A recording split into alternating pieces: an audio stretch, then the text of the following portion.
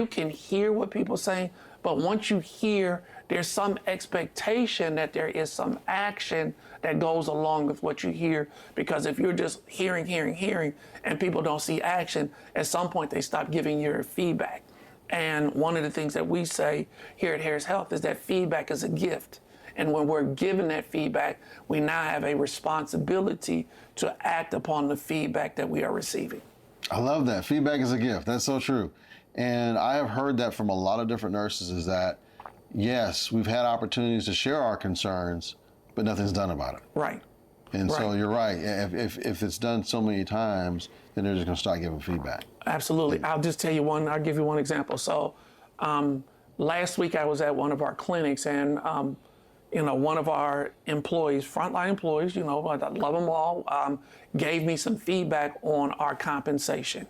And she was concerned about her particular compensation and where she came into the organization at and how she was progressing through the organization. And I said, thank you for giving me that feedback.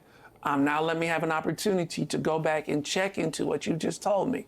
Well, less than an hour ago, I was on the phone talking to her saying, okay, here's what I was able to find out after that conversation. So even at my level, it's not uncommon for me to talk to a frontline employee, schedule a 15-minute conversation to make sure that there's a follow-up on what they talked about or what the concern that was brought to me. And so I think it's important for all of us, and so especially in my HR department, we have a 24-hour turnaround time. So if you get an email, there's an expectation that within 24 hours, somebody has responded to that employee's concern, and we don't just let those things go into a black hole. And it may just be we're looking into it, or it may be here's the resolution.